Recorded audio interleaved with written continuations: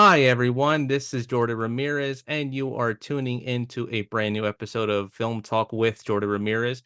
And here with me is our brand new guest on the podcast. Please welcome Brian. Is it Nigro or Brian Black's fine. That's usually the DJ name and online name. So okay, Brian Black works. Brian Black? Yeah. Please welcome to the show, Brian Black, and it's good to see you, Brian. Thanks. Likewise. Good to be here. Oh, good. So could you tell us a little bit about yourself before we get started on introducing the movie you have picked for us? Yes, I am, I guess what you would call a positive music advocate. I really like positive music, which means different things to different people. So I use a generally inclusive term, positive, because that can mean anything to anyone. And I'm just as passionate about what's called new thought spirituality. So basically choosing new thoughts, new beliefs to be happier, and just overall interested in ways to be happier, more loving, to put more love out into the world. Because there's a lot Mm, of negativity out there, and I want to be someone who's putting good stuff out. And it sounds like you are as well hmm with the work you're doing. Yes, thank you so much. And now the film that he has selected for today's episode is the 2016 film Sing Street, written and directed by John Carney, starring Ferdia Walsh-Peelo, Aidan Gillen, Maria Doyle Kennedy, and Jack Reynor. So why did you pick this film? This film is it's a hidden gem. I know that phrase gets tossed around a lot. I remember when The Commitments came out, maybe was it 10, 20 years ago now. Hmm And I remember how it had the whole scruffy underdog narrative and whatnot.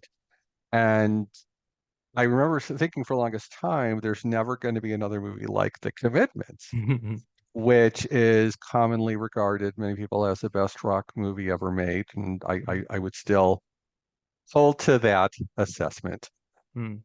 However, I remember when Sing Street came out, the first thing, my very first reaction was, oh, this looks exactly like The Commitments, Mm. but it's more of a PG-13. I think it's PG-13, isn't it? Yeah, it The Sing is. Street. So I Hmm remember with The Commitments, that was also a rated R movie. So it's, a lot of vulgarity and profanity and whatnot. And so I remember when Sing Street came out, I remember seeing it and I was just blown away because it was like the exact, not the exact same, but it had a very similar narrative, right? With the not quite someone setting up being the manager, which was what and I'll try to end my commitments comparisons here. So this will be the last time, hopefully, I mention the commitments. But it had a very nice moment in time, which in hindsight, the two of the many artists that get referenced in Sing Street are The Cure hmm and Duran Duran, notably Rio and the Rio video, hmm which plays a key role in the film. If you had told me, if you had told the characters in the movie, which obviously takes place in the 80s. Oh, hmm did you know that Duran Duran's still going to be doing music in 2024? Did you know that The Cure is going to be doing music in 24? The characters in the movie would have said, what are you smoking? That's never going to happen. And yet here we are on the doorstep of 2025. hmm Duran Duran is still touring. They're hmm still doing new music. The Cure, at the time we're recording, I think they teased a new album. So the inevitable next Cure album may be coming out. hmm But it's kind of nice that they picked those two cultural references of many that they could have picked. I do like the notion that the music, particularly the MTV centric, and I mention MTV and video because that's inevitably a part of Sing Street is the video. hmm The Duran Duran video, the other videos I'm drawing a blank right at this moment. But mm because that's something that is. in our era of YouTube and Mhm. TikTok and the various other video formats, it's easy to forget just how engaged people were to see a video on TV. Remember, this is the time frame when there was no internet. This is Mhm. the time frame where you had to sit around with a tape recorder, hoping for a radio station to play the song you wanted to hear. And then if you were fortunate to have the song played on the radio, you had to, hope against hope that the DJ is not going to be talking over the intro music and then shut up when the vocals start. Mhm. So that's the era that we're talking about. Mhm. The Now and I'm drawing a blank. I think the Jam were on the soundtrack, but I could be mistaken. Um, Now, one thing that I did not realize at the time that some people have pointed out is that it's, again, keeping in mind the time frame and the moment in time with Ireland and England and the whole Catholic Protestant thing going on, which I think some of that's still going on to this day. Mhm. I don't live in England, I don't live in, but it's sort of taken for granted in the movie because I think there were a couple lines about something about a Catholic family or something like that. And so someone had Mhm. pointed out to me that, oh, I don't like but you have to think about what if you're in that time era, that's what you know about, talking crap about, Protestants and talking crap about the Catholic. That's kind of what you did during that time frame, right? I mean, because you Mhm. had all the England and Ireland stuff going on. Um, I mean, I really liked the Catholic school part of it, Mhm. I sort of got into the Catholic part of it. Yeah, And the Sing Street, the Sing Street. yeah, that's where the movie and the band name comes from, is Mhm. Sing Street. And I really resonated with the level of strictness and discipline in the school, so much so that a lot of people who like Sing Street, and obviously I'm in that category, obviously, um, pick Drive This Car Like You Stole It as their favorite song of the movie, which is a great song. Mhm. And not to get sidetracked, but there was I think it was either 80s or 90s song by a band called Danny Wilson. Not That was not a solo artist, but a band name, Meet Danny Wilson. Mhm. The guy from Meet Danny Wilson did the music for Sing Street. I Mhm. believe their big hit, and they just like Mary's Prayer, which again went Mhm. to the whole Catholic Protestant thing. Gee, where the lyrics from that song came from. A lot of people who like Sing Street, they like Drive the Car, the song about drive it like you stole it, which shows up Mhm. later in the film, as I recall.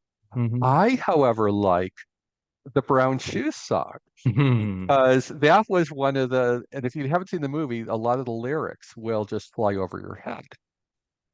Because again, this is the scene where he goes in with, brown shoes and Mhm. they don't have the funds to get the good shoes. Mhm. So to wear socks or something like that, it didn't go well. And so the whole song is about how I just love that song because there aren't that many songs in movie soundtrack that harken back to a scene in the film. There really aren't that many. I'm sure there's some, but I can't think of any offhand. I mean, it's common where you have it like as songs that are inspired by or songs from the soundtrack. That's given. But when you have a song where the lyrics pertain to a scene from the movie, Mhm. to the extent that if there's not a video, if there's not proper context, you're wondering, well, gee, why is he singing about brown shoes? Mhm. So that's a very unique quality about the film. And again, I'm excluding musicals from that. Can I do that? Can I exclude musicals from that statement I just made? Yes. Um, but yeah, so I'm all over the place as to why I like this movie. It's something where if you're an '80s kid like me, this Mhm. movie's like candy in a kid in a candy store giddiness of this movie Mm. because there's so much 80s in this movie, and there's so much of the whole, you know, Catholic, Protestant, not as much, but it's there. Mm-hmm. And there's just so many entry points to this movie. Mm. Apparently, this movie did not do well in theaters. I seem to have a very, I seem to have a gift for picking movies to see while they're in theaters that just Mm. bomb. And I Mm-hmm. think at one point, even Bono from U2 Mm-hmm. had a blurb in some ad saying, I like this movie. This movie's great. Not even a Bono endorsement helped this movie in the box office. It just bombed. Mm. I think it got more attention, thankfully, in home video and on Netflix. I know it's on Netflix in the US. I don't know if it's on Netflix in other countries, but my understanding is that more people found out about it from home video and from Netflix Mm-hmm. because this movie flopped when it came out. I distinctly remember because I remember seeing it in theaters and I actually wanted to see it again. That's Mm. how much I liked it, but I wanted to see it again. It was already out of theaters. I think it lasted like, maybe 2 weeks. Mm. Um, so there is also the whole boy meets girl subtext of the movie. That's goes without saying. Um, there's the bullying part of it, and that gets worked out because Mm-hmm. remember he wants to utilize his skills. Mm-hmm. Hey, why give me crap? Why be a bully when you can be a roadie, be a manager? Yes. And so he's smart enough to utilize the talents and proverbial talents, if you want to call them that, Mm-hmm. to be friends with him. Um, so yeah, I just there's just so much that just really and the divorce part of it. The family dynamic of this was a really interesting point. I mean, particularly with the older brother. The Mm-hmm. older brother was characterized as just the could have been a contender sort of vibe with his brother, where he's just in his room listening to records all day, getting high all day, where his younger brother is out doing, doing the heavy lifting. And then at one point later in the movie, he goes, well, I know you think of me as just your older brother who's just getting stoned all day. So so I love the family dynamic in the movie too. Um, the family in question, I believe they're going through a divorce or they already did divorce. So there's moments in that show up. Because that's one thing that I don't really like in a lot of movies, where there's not a whole lot of backstory Mm. that would lend more color and variance to the characters. It's like the characters just start in their narrative, and you don't get any sort of backstory. There was a definite backstory here. Mm-hmm. Not so much with Rafina. She was kind of a precursor to what would become, the manic pixie dream girl. She Mm. wasn't quite a manic. She didn't really fit that criteria, but I could see why people would sort of, you know what I mean? Did you see that also that she was sort of like a manic pixie dream girl sort of figure in the Um, I, movie? I did see that when I watched the film, so I do understand what you're talking about. Yeah, but just it works on so many levels. It really does. I think if he had picked something else instead of starting a band to impress her, the movie still would have worked. Mm-hmm. He could have been in a heavy, I'm not sure how much, I'm not from England, so I don't know how much heavy metal was big in the 80s. Mm. But he could have started a metal band and it would have been the same story. He could have been, an artist. He could have Mm-hmm. been, whatever he's doing. And the story would have not lost a single ounce of credibility and poignancy about Mm-hmm. it. Yes. Because it's yeah, there's just so much. I can talk for hours about this movie. Yes. And now a message from Jordan Ramirez for Film Talk with Jordan Ramirez. I want to take a break from this episode to thank my listeners/viewers who watch the videos on my YouTube channel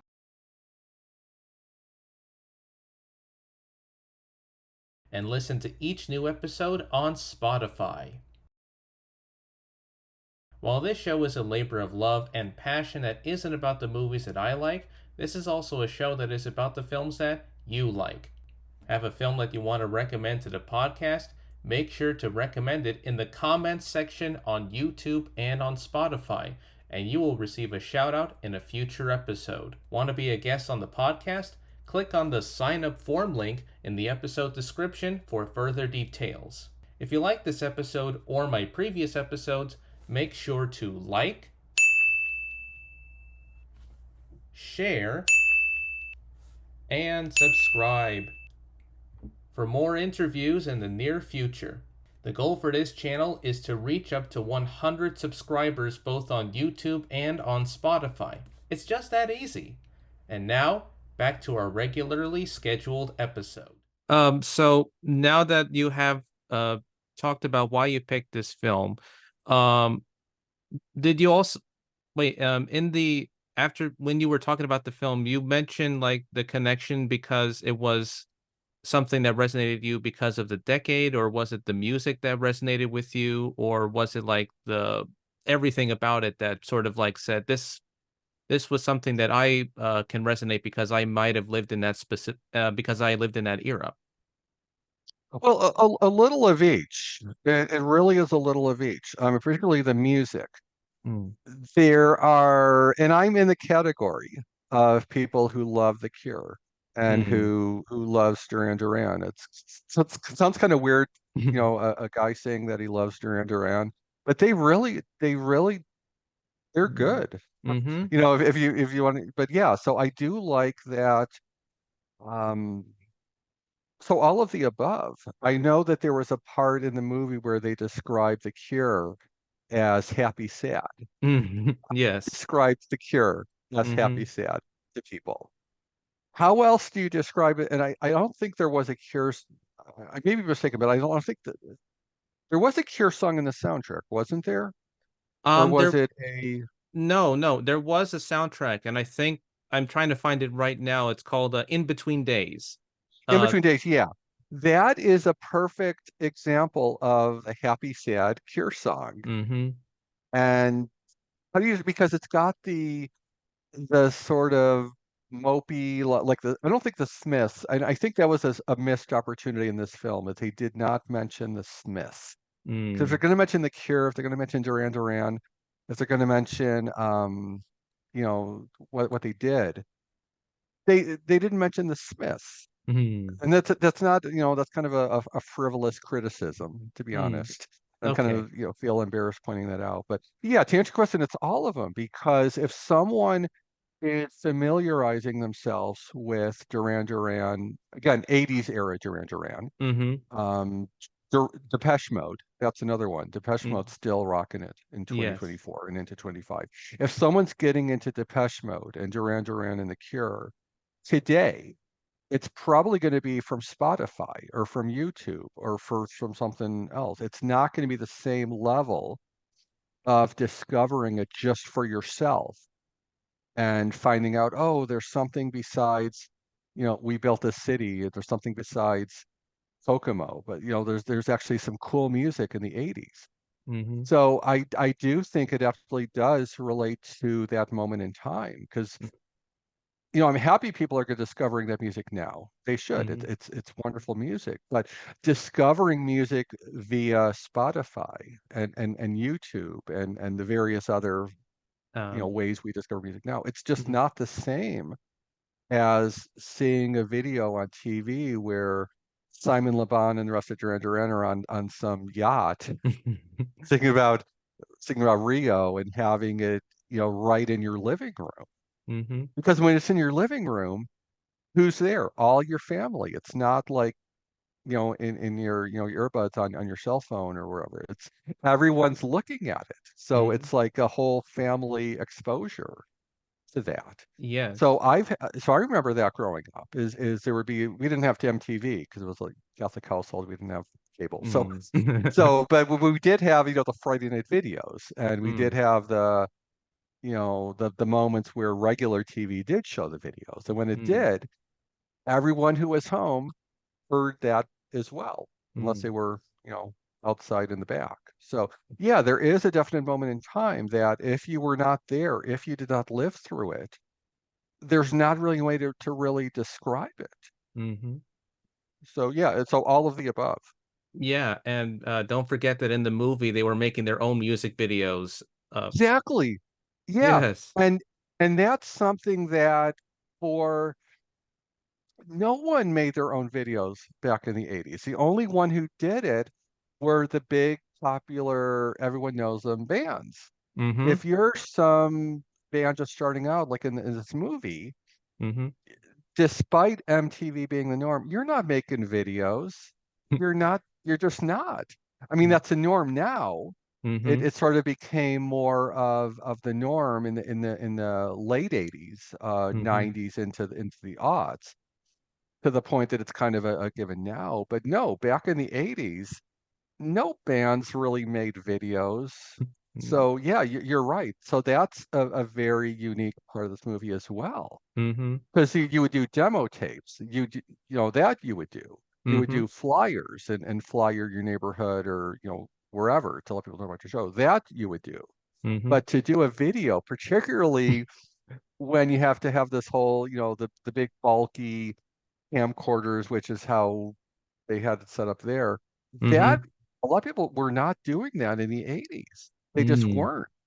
Oh. I'm sure there's people listening who say, "What are you talking about?" Of course they did. I'm sure there's segments of society where they did, but for me, I don't remember any bands who were not signed making their own videos. That just didn't happen. Mm. So yeah, you're absolutely right. That was a nice part of it, is Mm-hmm. MTV was setting the tone. Okay, these you have to have videos, Mm-hmm. and they were abiding by that rule. Mm-hmm. Yeah, and they also storyboarded it, and they also were trying. Yeah. Yep. They were storyboarding it, and and there was a moment in the film where they needed like the person who was the cameraman and the director, and they needed the costume person and the makeup person, because they were in the videos that they made. They were like in the style of who they were using as Exactly. inspiration for their songs. Exactly. Yeah, they weren't trying to steal anybody's music. They were just trying to do like their own version of it, but they were making their own music is what I think was so unique about these videos. And apologies if you're hearing in the background my dog's barking. No worries. That was one. Now that you mention that, that is one of the not so frivolous Mm-hmm. criticisms they have with the movie, is that the music, Mm-hmm. it almost changed with the season. It didn't stay consistent Yes. for the whole movie. Mm-hmm. And which is fine, because if you're just soaking in all the 80s alternative vibes, then it would make sense that you'd have the variant. So I'm not being overly critical of it, but you're right. It really did change. Mm-hmm. Um, I just lost my train of thought. Um, but yeah, oh yeah, the storyboard part of it. Mm-hmm. Just without having seen the movie, I'm sure people who grew up in the 80s, they're immediately going to go to the Aha, Take on Me video, Yes. Which which, yeah, yeah, which in the movie there's a sort of a leitmotif between him and I think it was Raphaelia. You can hear it in the background, the piano version of it's like a light piano version of Take on Me, but it's presented as a leitmotif between him and between the main protagonist, Connor, and Raphaelia with their scenes together. It's sort of like it's presented as a leitmotif. yeah. Yeah, so it's something where it really does cover, because I don't think someone who was not alive in the 80s could have made this movie.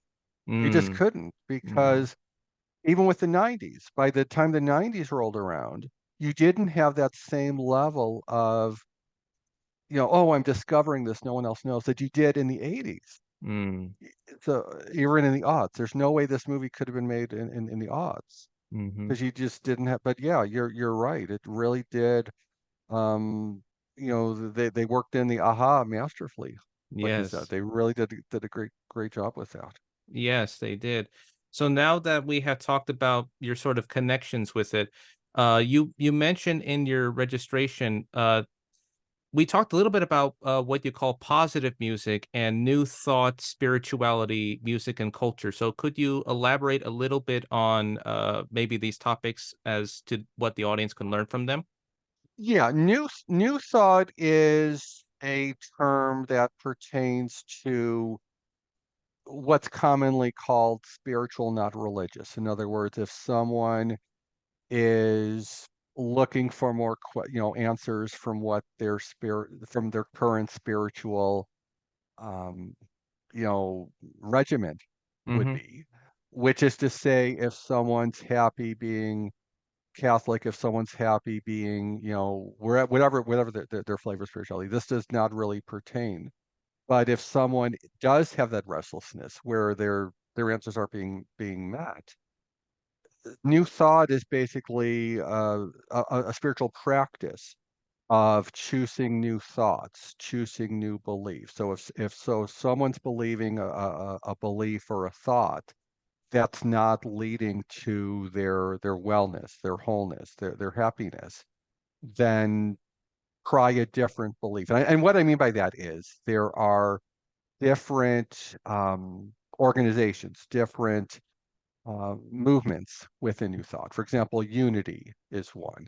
Unity is one that is more of a Christian-based outlook. So Mm-hmm. rather than looking at the Bible literally and at face value, peeling layers away and thinking about, oh, well, this might be a bigger picture and not taken literally.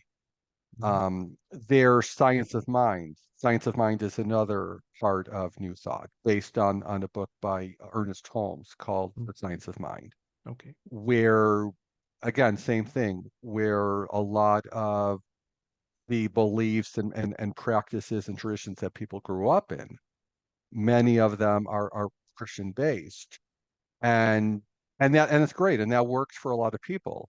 I'm not knocking that. If someone's, you know, happy with their faith, great. I mean, I'm not knocking that. And nobody in New Thought is knocking that. Mm-hmm. New Thought is more for those who aren't having their spiritual needs met, Mm-hmm. who know that there's something more out there. So they know that they're not atheists. Mm-hmm. They really know that they're not atheists, but they know there's something more out there. So New Thought will typically be attractive to those who are in that category where they know there's something more, but organized religion isn't really giving them the answers. Mm-hmm. So it's sort of an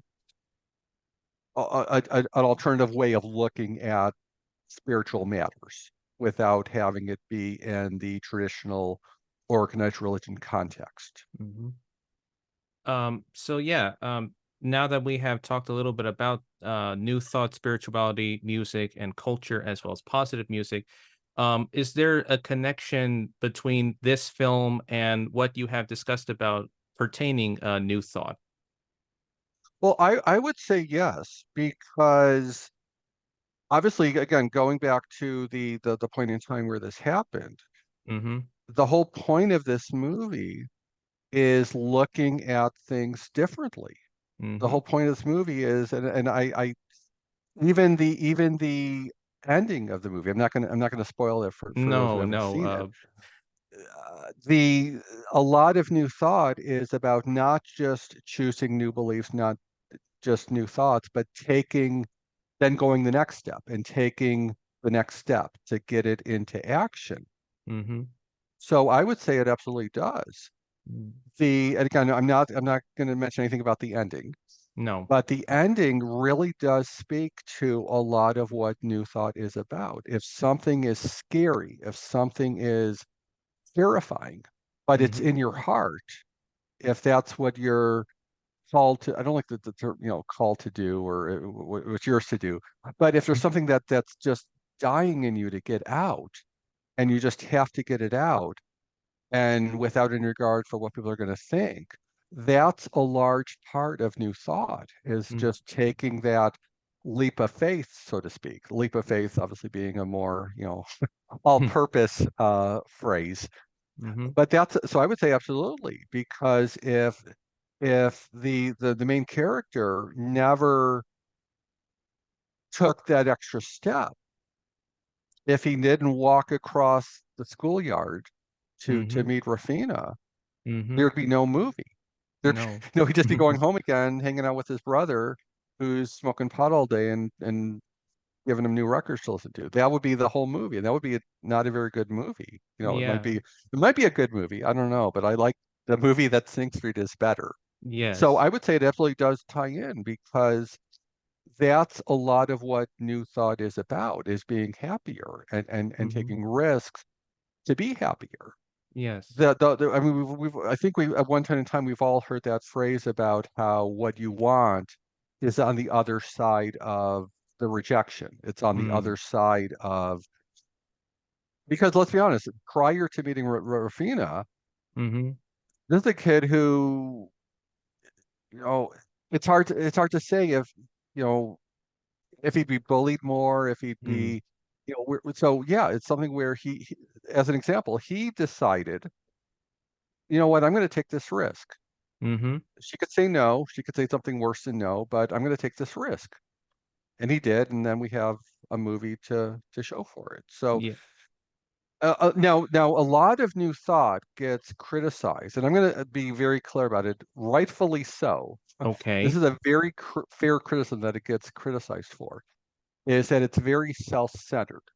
Remember when The Secret came out, the whole Mm. buzz about The Secret and all this nonsense about manifesting a cup of coffee, and man, so it all, watching this, you're thinking, okay, well, if it's all about being selfish and greedy, do we really need more selfishness and more greed in our society when Mm. there's people who need more love, who need more compassion, who need more connection? You're talking about manifesting a cup of coffee and manifesting. So New Thought, deserves every criticism it gets as far as that goes. There's no reason why the very spiritual laws that people talk about to manifest good in your life, there's no reason why those same spiritual laws can't apply to making the world better for everyone, Mm-hmm. not just yourself. So I'm sure there's a lot of people out there who would love to have a cup of coffee manifested for them, who would Mm-hmm. love to have a safe place to live manifested for them, to have health and wellness manifest for them instead of Mm. being so self-centered. So yeah, that's something that New Thought, any criticism, it absolutely deserves those criticisms. I'm not gonna, I won't deny that. So Mm-hmm. and that's part of why I'm so passionate about it, because the current status quo establishment of New Thought hasn't really caught on to that yet. You No. know, okay, guys, we have this wonderful teaching, but if you keep it all to yourself and have it all be about what, me, what about other people in the world? Mm-hmm. What about the people in your own neighborhood Mm. who, what are manifesting for them? They Yeah. deserve to have good manifested for them. You deserve to have good manifested for you. Mm-hmm. And so, yeah, New Thought absolutely deserves a lot of its criticisms. It does. So we have 6 minutes left, and and I don't think we will get to playing the songs as I originally thought we were going to do. Do you have any recommendations that are similar to Sing Street, that maybe audiences would be aware of, or maybe they have seen before, but maybe they would see it in a different light? Well, not counting the commitments, because I probably only have 6 minutes, and that's not enough time to. But I would say there's a very similar movie that came out at the same time, Blinded by the Light, which Okay. is about a kid who, huge Bruce Springsteen fan. Mm. There's a many similarities with Sing Street to Blinded by the Light. Blinded by the Light is again very Bruce Springsteen centric. Mm. So much so that there's scenes that just quote Bruce Springsteen songs in the whole scenes. Mm-hmm. So I would say Sing Street, if you like Sing Street and you like the musical but not musical, where the story pertains to the artist being played, Blinded by the Light would Mm. be definite recommendation if you like Sing Street, because it's about Bruce Springsteen. Mm-hmm. There's another one, an earlier 80s movie called Times Square, Mm. which I'm pretty sure is not on Netflix, so you may have to look for it, but it's Mm. Times Square, where Okay. Tim Curry from Rocky Horror is playing a DJ. Mm-hmm. So the movie kind of follows this story of these two young women who are runaways, Mm-hmm. and there's a lot of 80s alternative and new wave music on that soundtrack, which is also comparable to Sing Street. So I would say those two would be really very, very comparable. Okay. So we're running short on time, so we'll just get right to before we wrap up, and I would do this. Do you know where my audience could find you, and maybe they where would they find you and learn more about you, like on social media, or if you had like a podcast or a website, so that maybe they can learn more about you? Yeah, I'm on Mixcloud, Mixcloud slash anything underscore anything. Okay. Uh, so on Instagram, it's any.any.hazy. I'm on Instagram. I am on X, formerly Twitter, Mm-hmm. any posy. So I'm on most all of the socials as well. Okay. If people want to hear prior episodes with playlists and whatnot, and any updates, that's the best place to find me. It's any posy on Instagram, and any posy on X, formerly Twitter. Those would Okay. be the best places. Okay, so Instagram, Twitter, and on Mixcloud. So this has been a great opportunity, and I know that, as I said, we're running short on time. Thank you so much for recommending this movie. I pretty much enjoyed it. I loved the tone of the film, and I loved why you explained your love for this film, and also about new thought, spirituality, positive music, music and culture. And maybe I hope we can meet each other soon. And it's been great seeing you, Brian. Yeah, thanks for having me. Appreciate it. Okay, thank you so much. This is Jordan Ramirez signing off, and thank you so much for watching / listening to Film Talk with Jordan Ramirez. And I'll see you at the movies. And Brian, again, thank you for being on the podcast. Thank you. Okay, you're welcome. Okay, then we'll see you then. Okay, sounds good. Thanks, Dan. Have a good rest of the weekend. Okay, thank you. Bye. Bye.